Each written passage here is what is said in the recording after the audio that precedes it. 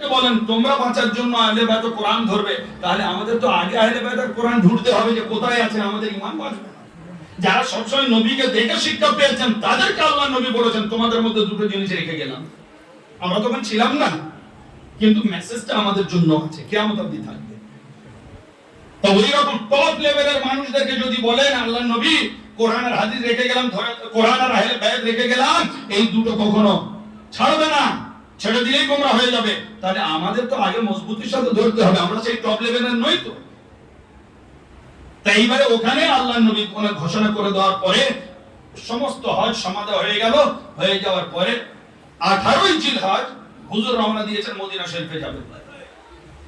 লক্ষাধিক সাহাবায়ে কেরাম, পৃথিবীর মধ্যে সবথেকে পবিত্র জামা আল্লাহ নবী এবং সকল হাজী সাহাবায়ে কেরাম। চিন্তা করো কত টপ লেভেলের ওই জামানে আর কে আছে? হ্যাঁ, সমস্ত সাহাবাকে নিয়ে আবার চলেছেন। তার মধ্যে হুজুর মাওলা আলী মুশকিল কুশা পাকও আছেন। চলতে চলতে এইবারে কি হলো, গদির খুম, মক্কা এবং মদিনার ঠিক মিডল পয়েন্টে খুম জায়গাটার নাম। আর ওই খুম জায়গাটা গদির একটা পুকুর, তালাব আছে। গদির মানে পুকুর, তালাব, পুষ্করণী। এমন সময় আল্লাহ নবী যখন ওখানে পৌঁছালেন, আল্লাহর হুকুম হলো কোরআন নাযিল হচ্ছে। ইয়া আইয়ুহা রাসূল বাল্লিগ মা উনজিলা ইলাইকা মিন রাব্বিক, হে আমার হাবিব আপনি পৌঁছে দিন যেটা আল্লাহর তরফ থেকে, আপনার রবের তরফ থেকে আপনাকে হুকুম করা হয়েছে। আপনি আদেশ যেটা করা হয়েছে, ওহী যেটা পাঠানো হয়েছে, পৌঁছে দিন।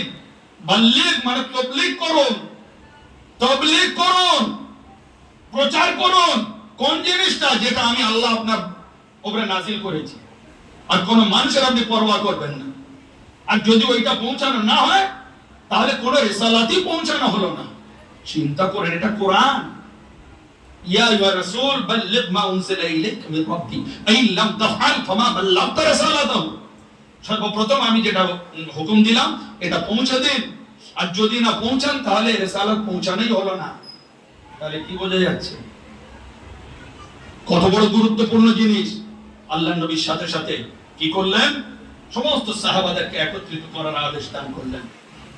প্রখর রোদ, ঠিক একেবারে জোহরের টাইম, সূর্য মাথা, উট দিয়ে সুন্দর করে সাজানো হলো স্টেজ। আল্লাহ নবী সাল্লাল্লাহু আলাইহি ওয়াসাল্লাম উটের পিঠে চড়লেন, সমস্ত সাহাবায়ে কেরাম নিচে। হযরত আবু বকর, ওসমান, ওসমান থেকে সব সাহাবা, বড় ছোট সব সাহাবা, সব নিচে। আল্লাহ নবী বললেন, হে আমার সাহাবা সকল শোনো, ইন্নাল্লাহা মাওলায়া, আল্লাহ হচ্ছেন আমার মাওলা, ওয়া আনা মাওলাকুম, আমি হচ্ছি তোমাদের মাওলা।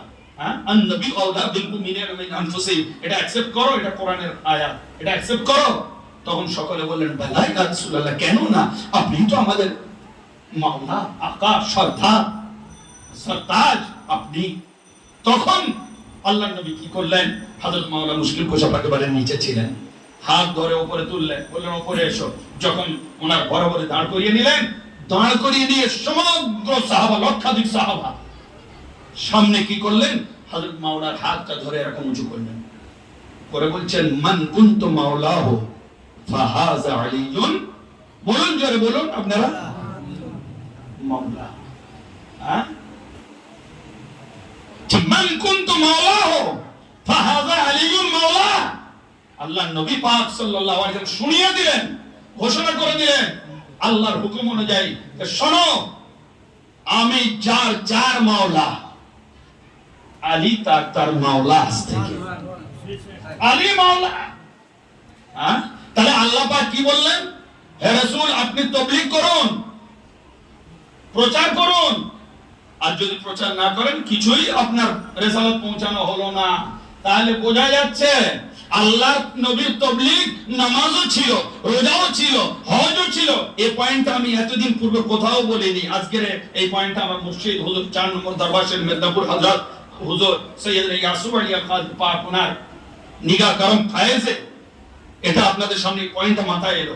আল্লাহ নবী সব তাবলীগ করেছেন, কোরআন দিয়েছেন, নামাজ দিয়েছেন, হজ দিয়েছেন, যাকাত দিয়েছেন, রোজা দিয়েছেন, কলমার দাওয়াত দিয়েছেন, দাওয়াত এগুলো দিয়েছেন। তার সাথে সাথে আল্লাহর হুকুম অনুযায়ী হযরতে মাওলা আলীর মাওলাইয়াতেও তাবলীগ করেছেন। সুবহানাল্লাহ। কি তাবলীগ? আল্লাহ পাকের হুকুম বাল্লিগ মানে তাবলীগ করো। তাহলে তাবলীগের আসল নেচারটা কি হবে? যদি আমি তাবলীগ নামাজের করি, রোজার করি, হজের করি, যাকাতের করি, সেই তাবলীগের একটা পার্ট থাকতে হবে যে হযরত আলী হচ্ছেন মাওলা। আর যদি এটা না করি, আল্লাহ নবীকে যেমন আল্লাহ বলেছেন যে রিসালাতে পৌঁছানো হলো না, তেমন আমরা যদি না করি, আমরা আলেম ইমামরা, তাহলে আমাদের যত নামাজ রোজা আর মেহনত তাবলীগ করি না কেন, এগুলো কোনো মূল্য থাকবে না। যেমন রাসূলের থাকবে না তেমন আমাদেরও থাকবে না। আমরা তো নায়েবে নবী বলি না, আমরা ওয়ারিসে নবী বলি না। মৌলানারা গলা ফেড়ে ফেড়ে বলে আমরা নায়েবে নবী, আমরা আলেম, আমরা অমুক, আমরা তমুক। তা তুমি যদি নায়েবে নবী হও, তুমি যদি উপযুক্ত বাপকা বেটা হও, তো বাপের তরিকায় তুমি চলবে, তুমি শয়তানের তরিকায় চলতে পারো না। তেমন যদি তুমি রাসূল পাকের নাম হয় অরিজিনাল, তাহলে কি হবে? নবী পাকের বলে দেওয়া আসল তাবলীগ নিয়ে চলবে, নামাজও বলবে, রোজাও পড়ো করাবে, হজও করাবে, তার সাথে সাথে আহলে বাইতের দামনও ধরাবে। সুবহানাল্লাহ, সুবহানাল্লাহ। That is original তাবলীগ। হ্যাঁ, তোমরা তো এক পেশে তাবলীগ করছো। নামাজ রোজা হজ যাকাতের যেটা রূহ, যেটা আত্মা, যেটা নফস, তাকে বাদ দিলে। হ্যাঁ, তাহলে আজ আপনাদের সামনে সেই 18 জিলহজের প্রোগ্রাম আজের জন্য এখানে করা হচ্ছে। তা 18 জিলহজ আল্লাহর নবী কি বললেন? মান কুনতু মাওলাহু ফাহাদা আলীর মাওলা। আমি যার মাওলা আলী তার মাওলা। মিশকাত শরীফ খুলে দেখুন, আমাদের প্রথম হানাফি মাযহাবের মাদ্রাসার প্রথম সিলেবাসের প্রথম হাদিসের কিতাব মিশকাত শরীফ। কি দেবন্দি, কি ওয়াহাবি, কি বেরেলি, কি কাদরি, কি আপনার চিশতি, ও সবাই আমরা পড়ি, না পড়লে আলেম হতে পারবে না। ওটা তো প্রথম হাদিস এই মিশকাত শরীফে আছে। মান কুনতু মাওলাহু ফাহাদা আলীর মাওলা। হ্যাঁ, সেই জন্য আমরা আলীকে তো মাওলা বলি না। এইবারে হযরত ওমর ফারুক ছিলেন ওই শ্রোতাগণের মধ্যে স্টেজের নিচে। এইবারে যখন ঘোষণা হয়ে গেল উনি নিচে নামলেন, হুজুর মাওলা আলী মুশকিল কুশা, ওনাকে বেলায়েত দান করা হলো। বেলায়েতের এলান হলো, দান তো প্রথম থেকে ছিলেন উনি। বেলায়েতের এলান ঘোষণা করা হলো যে আমি নবী, আমাকে এতদিন তোমরা নবী হিসেবে দেখেছো, আমি নবুয়ত প্রাপ্ত নবী, কিন্তু আমি চলে যাব। আমার এই নবুয়তটাকে, বেলায়েতের মোড়কে আমি আলীকে ওলি করে রেখে যাচ্ছি। সুবহানাল্লাহ। হ্যাঁ, আমার দ্বারা যে ফায়েজ পেতে, আমার দ্বারা যে উপকার হতে, সেটাই বেলায়েত দ্বারা, আলী দ্বারা সে উপকার পাবে।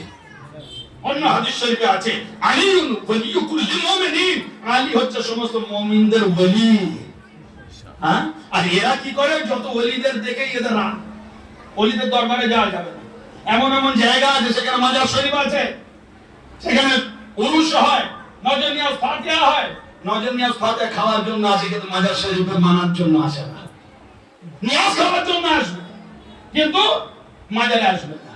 ওলি আল্লাহ জিয়ারতে আসবে না। তো ওলি আল্লাহ জিয়ারত যদি না জায়েজ হয়, তো নিয়াজ পড়তে তোমার জন্য জায়েজ কোথায়? যারা মানে তারা খাবে। হ্যাঁ, এই জন্য বহু দরবারে ওই এক্সট্রা ঢুকে যায়, সেই জন্য তাবারুক কম পড়ে যায়। পড়ে গেল ওই এক্সট্রা, যখনই কম পড়বে ভাববেন না বরকতি ঢুকে গিয়েছে এর মধ্যে। যে ওলি আল্লাহকে মানে না, কিন্তু খাওয়ার জন্য মানে, আর বেরিয়ে দাঁতে কাটি করতে করতে টুথপেন দিতে দিতে মাংস ছাড়াতে ছাড়াতে চলে যায়। তো সেই জন্য আমি যা বলি স্টেপ কাট ফরওয়ার্ড একেবারে। তা সুতরাং আপনারা সাবধান হন। এই জন্য বলি, আল্লাহ নবী আমাদের যেটা দিয়ে গেলেন যে আমি যার মাওলা আলী তার মাওলা। আজ মৌলবীরা মাওলা বলে মানতে চায় না, ডাইরেক্ট বলে আল্লাহ মাওলা। নবী আর আলী মাওলা কেন? হ্যাঁ, মাওলা মানে আমাদের বন্ধু না? ওযুবিল্লাহ। হ্যাঁ, হযরত রাসূল তোমাদের ইয়ার দোস্ত, হযরত আলী তোমাদের ইয়ার দোস্ত না? ওযুবিল্লাহ। মাওলা মানে আতা, মাওলা মানে সরদার, হ্যাঁ, মাওলা মানে প্রভু, মাওলা মানে আমাদের মানে নাজাতের ওসিলা, নাজাতের তরিক। এনাদের গোলামিতে আমাদের নাজাত আছে। তাহলে আজ এনাদেরকে ভালোবাসে, তবে আল্লাহ পাক আমাদের ভালোবাসবেন, এটা একদম গ্যারান্টেড। হ্যাঁ, তাহলে আজ আমাদের এই জিনিসগুলো বুঝতে হবে, এই জিনিসগুলো নিয়ে চলতে হবে আহলে বাইত। এই জন্য ওলিয়া উলিয়া বুজুর্গানে দিনের আহলে বাইতের তরিকায় ওঠা, খানকায় যাওয়া, বুজুর্গানে দিনের সাথে মেলামেশা করা, এই জন্য আমাদের জরুরি। যে একটা শিক্ষা আপনি মৌলবীদের কাছ থেকে নেবেন, শরীয়তের শিক্ষা নিয়ে নেন। এইবারে ওই শরীয়তটা হেফাজত করার, শরীয়তের মধ্যে থেকে আসল নির্যাসটা পেতে হলে ওলি আউলিয়া দরবারের গোটামি করতে হবে। আপনি দেখেননি চুরি করতে ঢুকে হুজুর ঘোষ পাহাড়ের দরবারে এই দরজা থেকে ঢুকলো, ওই দরজা থেকে বেরোলে কি হয়? ওলি হয়। ঘটনা জানেন তো? চোর হুজুর গস পাকের দরবারে ঢুকলো, বেরোলো ওলি হয়ে। আর এমন জায়গা আছে, ঈদগাহ বলুন আর মসজিদ বলুন, এখন জামানা এমন হয়েছে, নামাজি নামাজ পড়তে যায়, জুতো খুলে রেখে সেই নামাজি আর খুঁজে পায় না যে জুতো আছে কি নেই। হ্যাঁ, ব্র্যান্ড বাটা মার্কা, নিউ ব্র্যান্ড বাটা স্টাম্প মারা জুতো, নিউ বাটা, বেরিয়ে দেখলো ফাটা পড়ে আছে। কে নিল এটা? কোন হিন্দু, কোন খ্রিস্টান, কেউ না।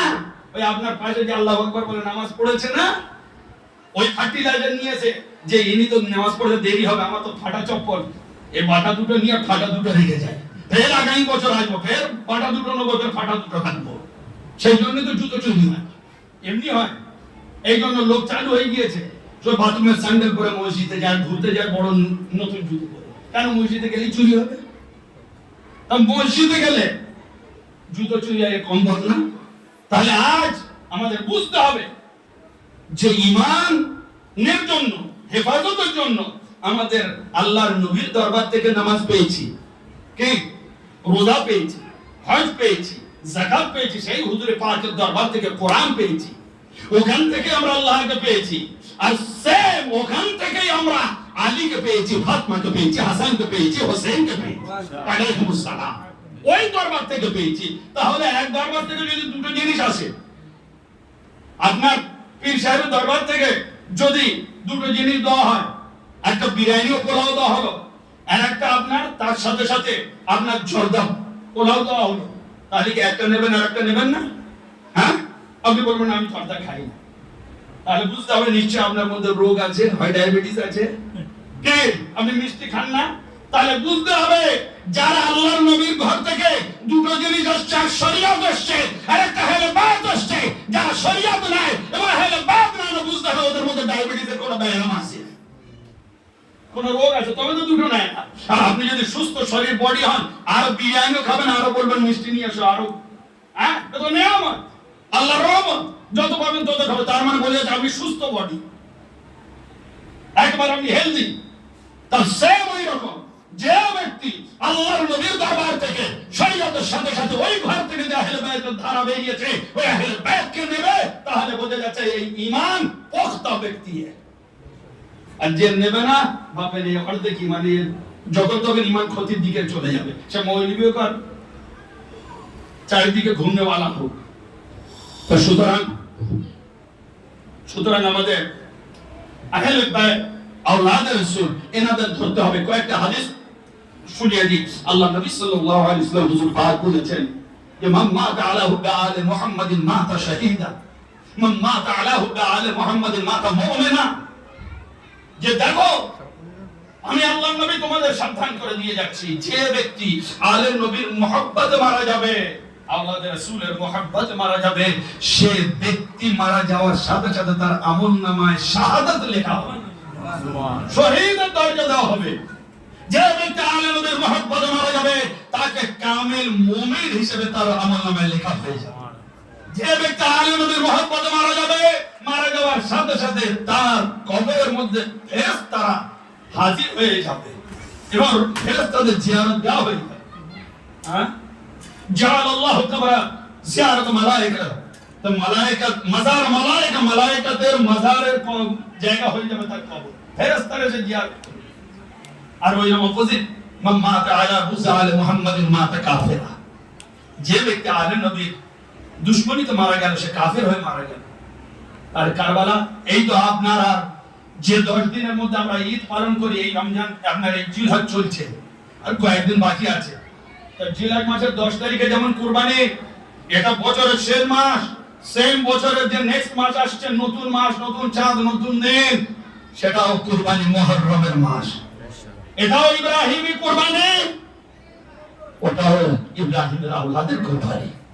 হ্যাঁ, এই কুরবানিটা নিয়ে মৌলবীরা কত কিনা বলে, গরু মোটা তাজা হতে হবে, সুন্দর হতে হবে, ল্যাংড়া লুড়া যেন না হয়, কান কাটানো হয়, চোখ কানা না হয়, লেজ যেন সুন্দর হয়, বড় হয়, সব কিছু। আপনি নখ দাড়ি কাটবেন না, হজের মরশুম অনেক পালন করুন, ভাই বলে কিনা? ভালো কথা, খুব ভালো কথা। এগুলো সুন্নাত, এগুলো আপনার হুকুম আছে, এগুলো ফরজ, সুন্নাত, ওয়াজিব সব আছে।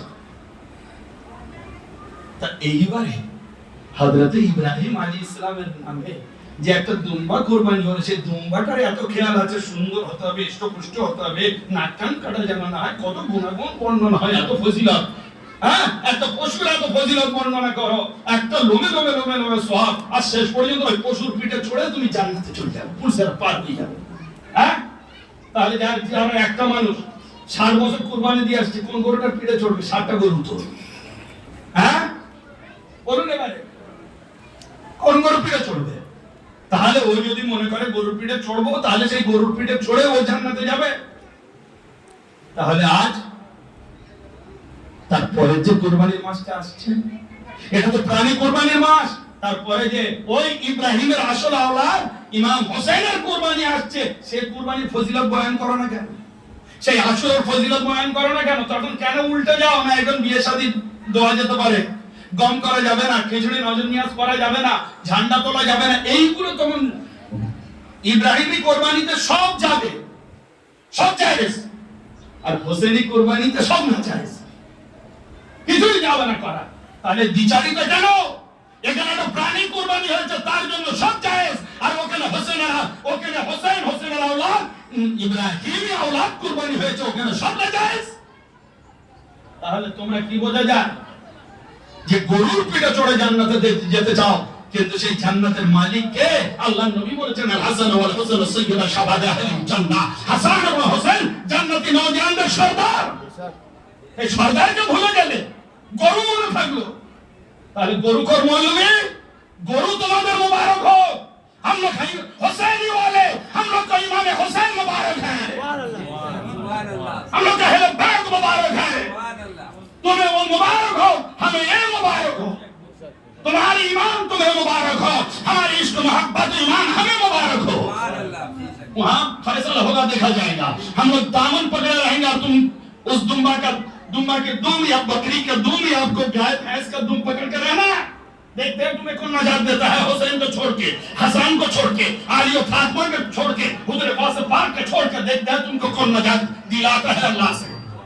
हाँ, वो गाय लेकर खड़े रह जाओगे, वो दुम्बा लेकर, वो खस्सी बकरी लेकर खड़े रह जाओगे, और इधर से देखोगे हुसैनी वाले नारा लगाते हुए पार हो गए, थकते रह जाओगे।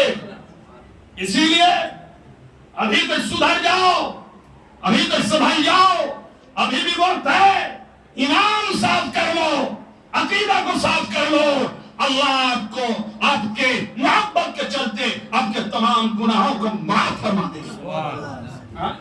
अल्लाह नबी हुजूर पाक सल्लल्लाहु अलैहि वसल्लम, हुजूर मौला अली मुश्किल कुछ पाक, ওনার আওলাদ পাক, আহলে বাইত পাক, পীরান তরিকা আমাদের মুর্শিদে পাক, এনাদেরকে এই হেদায়েতের জন্যই তো রেখেছে। হ্যাঁ, তো সুতরাং ইনশাআল্লাহ ফের যখন হবে, ফের আলোচনা হবে। আজ আমরা এখানে এই যে মাওলা আলী মুশকিল কুশা পাকের ফজিলত, ওনাকে মাওলা মানতেই হবে, এটা আল্লাহর ঘোষণা, রাসূলের ঘোষণা, আর এটা আল্লাহর নবীর তাবলীগ। খালি আপনি মানলে হবে না, যার যার দেখা হবে তাকে তাকে বলবেন যে আলীকে মাওলা বলে মনে করো, এটাই হচ্ছে অরিজিনাল তাবলীগ। হ্যাঁ, আর যে ওই তাবলীগ নেবে না, তার থেকে আপনি ডিটাচ হয়ে যাবেন। হ্যাঁ, খবরদার। আল্লাহ আমাদের সকলকে সৎ পথে আহলে বাইত পাকের, আল্লাহর নবী বলেছেন, হাদিস শরীফে মনে হলো যে আজ আল্লাহর নবী বলেছেন, মাসালু আহলে বাইতি কাসফিনাত নূহ মান রাকিবাহা নাজা ওয়া মান তাখাল্লাফা আনহা গারাক। শুনে নাও, আমরা আহলে বাইতের উদাহরণ সেই নূহ নবীর জামানায় যেমন নৌকা ছিল, তারাই কেবল সেই প্লাবন থেকে বেঁচেছিল, যারা নৌকায় কি বলুন সওয়ার হয়েছিল, তারাই বেঁচেছিল। তা আমি নবী মুহাম্মদুর রাসূলুল্লাহ তোমাদের মধ্যে ওই নূহ নবীর নৌকা রেখে যাচ্ছি না, নূহ নবীর নৌকার মতো আমার আহলে বাইতকে রেখে যাচ্ছি। সুবহানাল্লাহ। আহলে বাইতের দামন ধরো, তোমরা কি হবে? নাজাত পেয়ে যাবে। আর যদি না ধরো, সোজা ডুবে যাবে। তা সুতরাং বারবার বলবো, খালি নামাজ রোজার লেভেল দিয়ে সত্য আসে না। খালি দেখবেন নামাজ রোজার লেভেল দিয়ে যদি আসে, আমরাও নামাজ পড়ি, খালি পড়ি না, আমি নামাজ পড়াই এবং ইমাম আমি। আর সত্য গ্যারান্টি সহকারে বলছি, যারা খালি নামাজ রোজা, কেন ইসলামের এই চ্যাপ্টার আছে 1 2 3 4 5 6 7 8 9 10 এর চ্যাপ্টার আসবে না? তাহলে বাইতের চ্যাপ্টারই হলো 9 10 11 12 বিএ পাশের চ্যাপ্টার। তাহলে যারা খালি নামাজের 1 2 চ্যাপ্টারে রইল, এই আপার লেভেলের চ্যাপ্টার কি বুঝবে? তো এই মৌলবীদের থেকে সাবধান হবেন। আল্লাহ নবী কোরআন এবং আহলে বাইত রেখে গিয়েছেন, এনাদের দামন ধরুন কোন মৌলবী আপনাকে বাঁচাবে না। মৌলবী দামন ধরে লাভ নেই। আল্লাহ আমাদের হক পথে চলার উপর তৌফিক দান করুন। আমিন। ওয়া আখিরু দাওয়ানা আলহামদুলিল্লাহি রাব্বিল আলামিন। আসসালামু আলাইকুম ওয়া রাহমাতুল্লাহি ওয়া বারাকাতুহু।